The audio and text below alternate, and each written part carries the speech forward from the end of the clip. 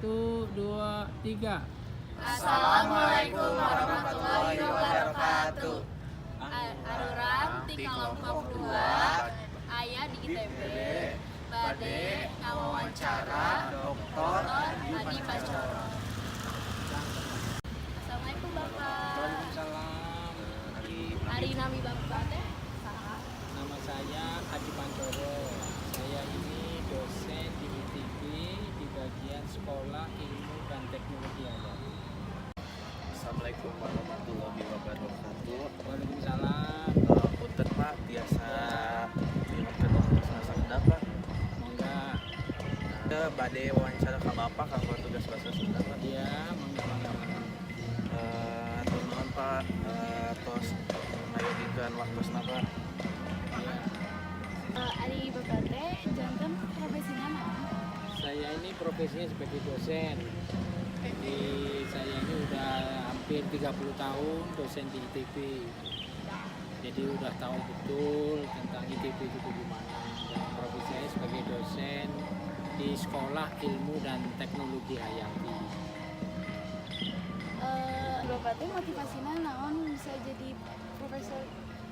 Oh gini ceritanya. Jadi dulu tuh saya ini lahir di Ujung Pandang. Kemudian sampai kelas 1 SD, kemudian orang tua pindah ke Surabaya. Saya SD, SMP, SMA itu di Surabaya. Tahun sampai lulus SMA itu tahun 79. Kemudian disuruh orang tua untuk sekolah di ITB. Dan pada tahun itu juga saya kuliah di ITB. Kuliah di ITB kurang lebih hampir 4 tahun. Kemudian di tahun 88 saya ini diberi kesempatan untuk sekolah di luar negeri di Inggris selama 4 tahun sampai bisa menyelesaikan doktor. Jadi sebetulnya motivasinya adalah memang dulu kakek saya ini juga seorang guru. Jadi ya mungkin ada juga sebagian daerah yang ingin memberikan motivasi kepada adik-adik untuk bisa berkarya lebih baik, khususnya memahami suatu pengetahuan. Di Bapak sendiri aya motivasi ke barudak ayeuna nu hoyong kuliah alus. Oh, ada ya.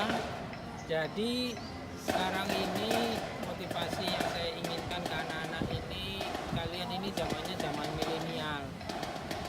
Jadi tidak sama dengan zamannya Bapak waktu dulu kuliah maupun kerja sekarang. Jadi motivasi pertama itu adalah kalian harus lebih kreatif karena dunia medsos ini jauh lebih banyak membantu kalian untuk bisa sukses. Jadi jangan sampai Anda menggunakan medsos itu hanya untuk bersenang, tetapi bagaimana memikirkan media sosial atau zaman milenial ini untuk bisa berkarya lebih baik. Jadi ini contohnya adalah kalau Anda belajar, kalau dulu kita tidak ngerti harus cari guru. Tapi kalau sekarang kalau nggak ngerti mungkin gurunya nggak usah dilihat tapi buka medsos ya. Dan ini membuat kalian itu harusnya lebih termotivasi dan harus lebih pintar dari zaman Bapak. Dan lebih mudah juga Pak ya untuk mencari sumbernya. Iya, lebih mudah menjadi sumbernya. Dan selain itu kalau zaman milenial ini bagaimana gadget yang Anda pegang ini tidak hanya untuk game atau hanya chatting atau berkomunikasi, tetapi bagaimana gadget ini juga bisa menghasilkan uang.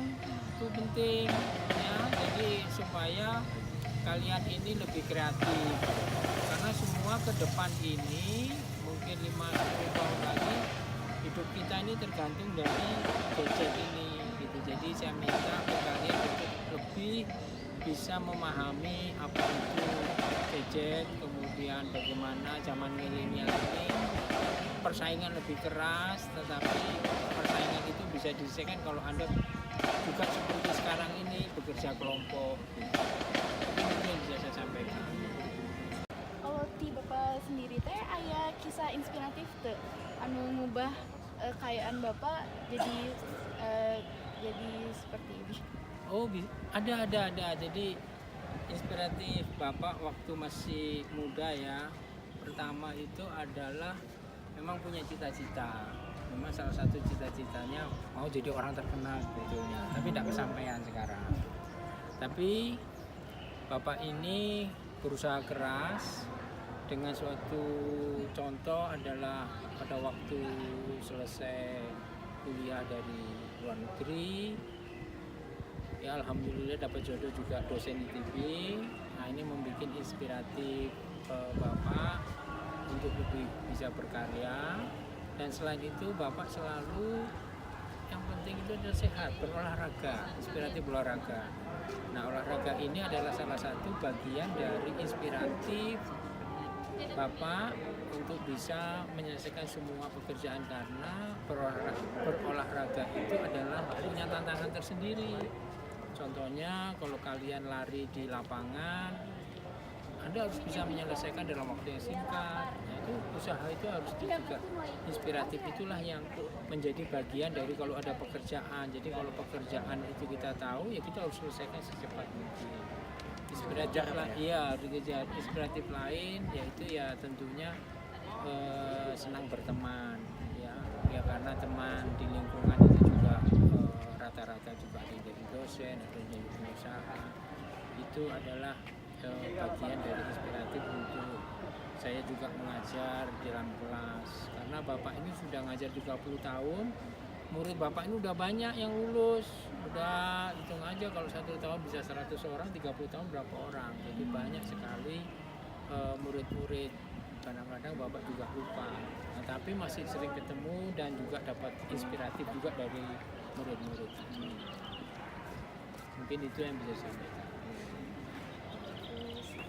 Aya kendala tuh Pak kalau ngajar teh? Kalau ngajar sih sekarang ini jauh lebih mudah.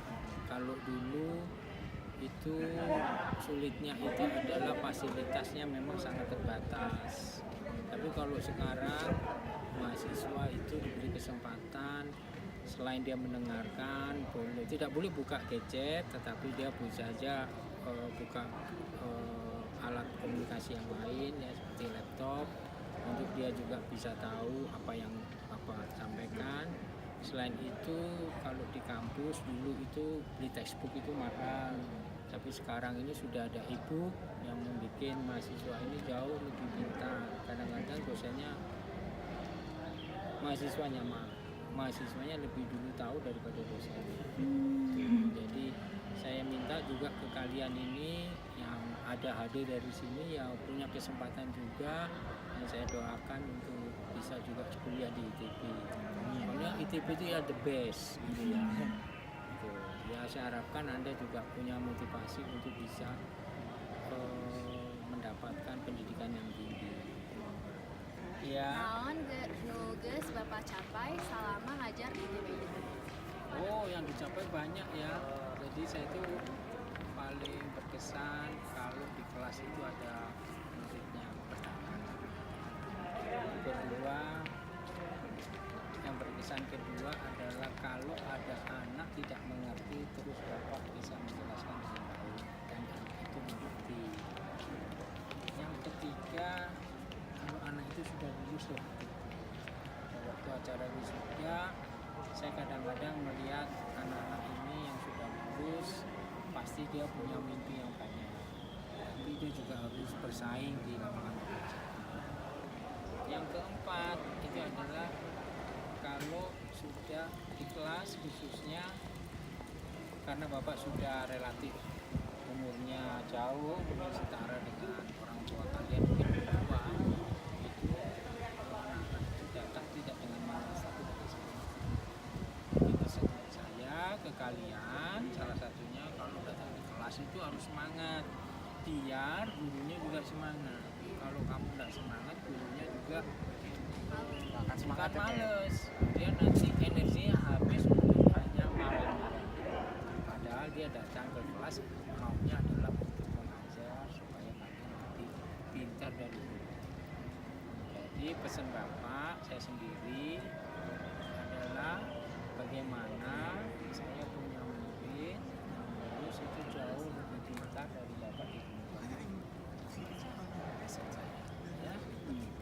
Kieu ti saurang. Terima kasih semuanya untuk kalian semuanya ini. Makasih Pak. Ibu monggo.